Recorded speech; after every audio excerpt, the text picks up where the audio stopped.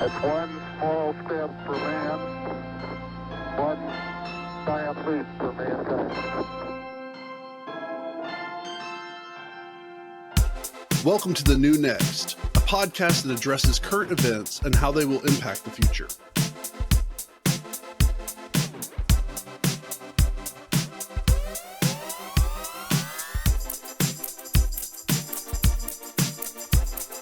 AI has officially ruined the internet. And it's my opinion that this sort of stuff shouldn't have ever been released like it did. For every public AI researcher, there's probably 100 or 1,000 that have been working on this in private for years to understand it, but have the ethical backbone not to unleash it on people. Data that's been originated after, I would say, 2017. It's pretty much garbage in terms of social science research. I think it's very interesting that they're bringing all the people in to testify before Congress that were the ones that cut every single corner, not only on the ethics, but also on the technology. If I would have done it, I would have made sure to get out hate speech before they don't take a modular approach, which is logical and reasonable. It's a weird state in the US where how we do things sidelines the best technology. I can only speak about my experience. There's a huge big difference between going to Hot Topic and dyeing your hair pink and actually growing up in an innovative community and supporting entities like that and building stuff in the physical world for 20 plus years. Really, the core focus is around this AI stuff because people could understand it and how they could exploit people to make more money off of it. That's where all the VC investment went in recent years.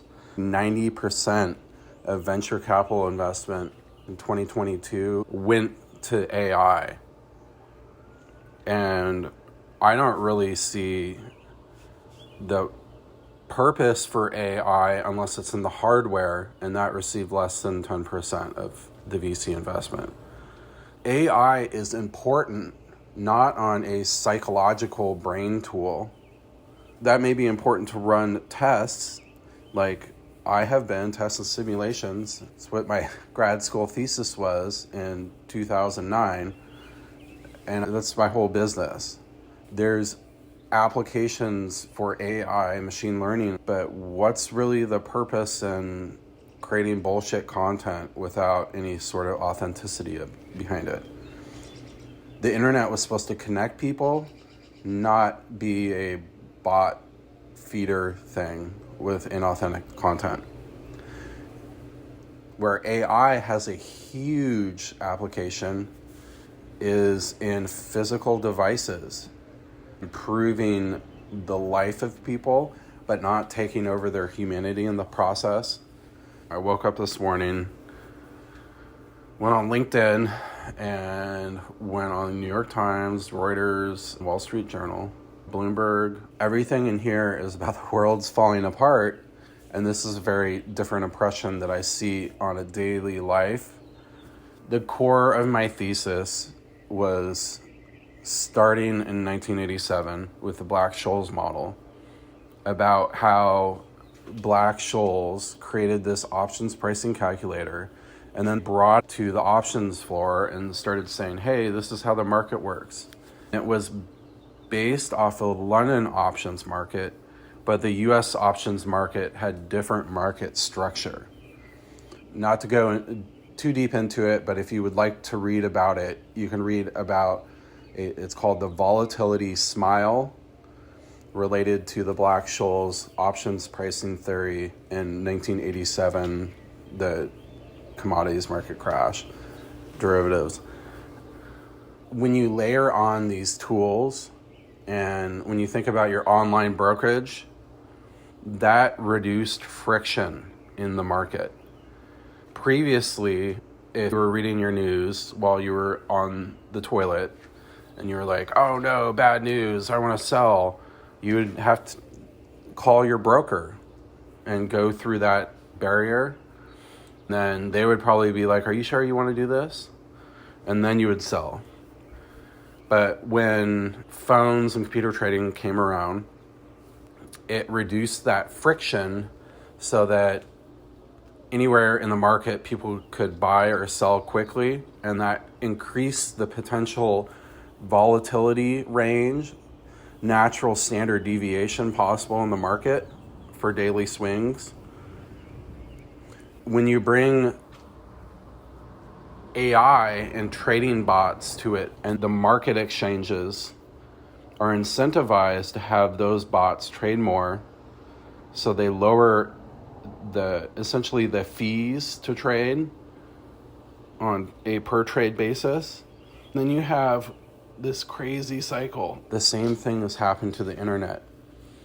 When I first joined, it was people making GeoCities websites on Earthlink and playing backgammon since, I don't know, the early 2010s. People have totally missed the ball. Not necessarily the regulation aspect, because I don't believe the internet should be overregulated, but all these governments, from a propaganda cycle, all these governments started layering money on Facebook, on bullshit advertising, Gmail. Who's looked at a search engine advertising or Gmail advertising recently? If you look at the rates for payback for display advertising on the internet, it's practically nothing, because it's all bots hitting on it. Or you have the case of Restoration Hardware, where years ago they pulled 100% of their internet search engine advertising after they realized that pretty much 100% of their clicks on their ads were from people that were already looking for them, just had misspelled their name.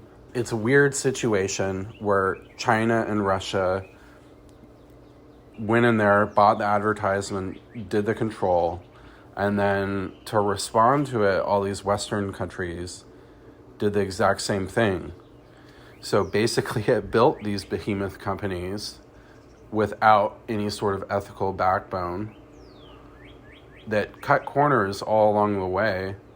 With AI, where it's been the past couple months, that a lot of people are going to disengage from the internet and push themselves back into physical communities.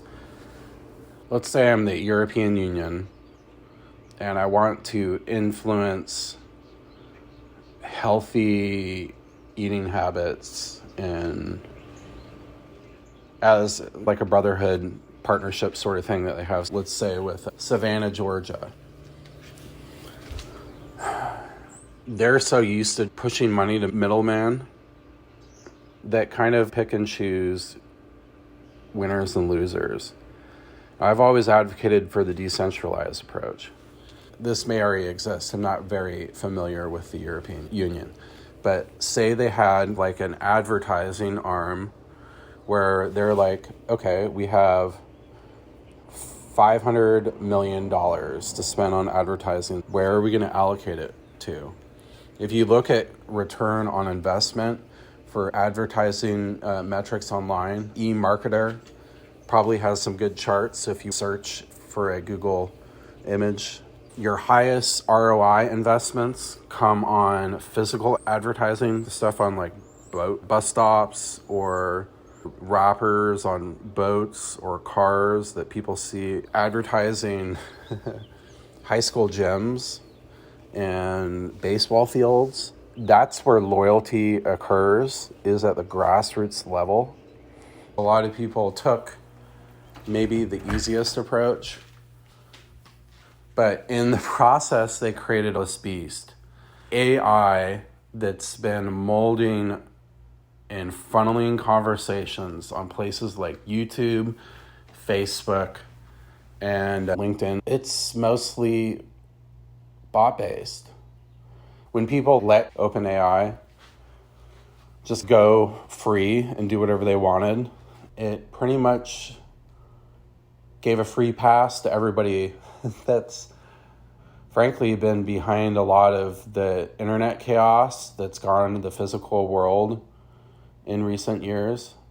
The best way to stop it is by pulling your advertising dollars entirely from the platform and allocating it, which should be done because it's a much higher return on investment, to physical advertisements or stuff like sponsoring Deutsche Welle documentaries over to the EU to get my education for a master's degree, because I thought it was a far better opportunity to actually work on something that was additive to where I had been at this point.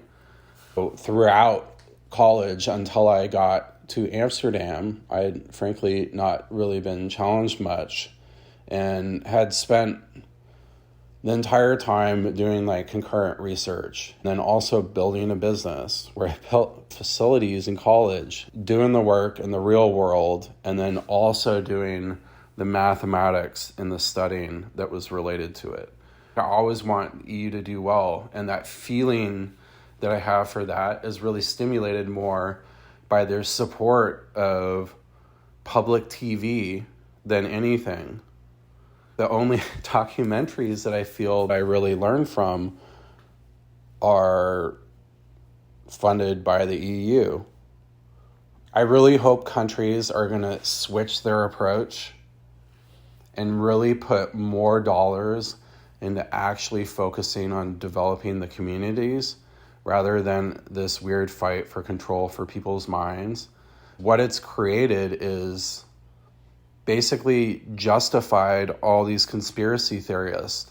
I do frankly think certain people that have been influencing policy are total pieces of shit, to be frankly honest. I think if you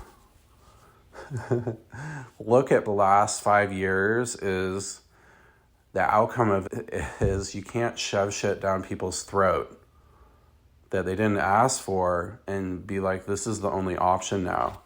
I think a lot of the people are getting exposed for the fact that more people that have strong-arm bot companies rather than being technologists themselves and supported people in the community. Those people, I feel, are finally getting their due, which is really exciting because it means that the good technology that can benefit humanity is going to be used now. Really getting clear where my ethics lie around this stuff has been a great experience because I can actually focus on real problems like cybersecurity, job development for technology roles, advanced manufacturing, the stuff that I know I've been working with my entire life. I think this AI gold rush is bullshit, frankly. What value are you providing to the world? I think that a lot of the people should ask themselves right now, in 5 years, am I going to be proud of this? Or am I just doing this to make quick money because this thing is hot? The tool that I've always used is technology, because technology can be applied to help people and as a tool rather than laying people off. I have an exactly different perspective than 95% of your tech companies. I feel that they misallocated their resources, both human capital wise and financial wise. What's the purpose? Except for maybe killing everybody.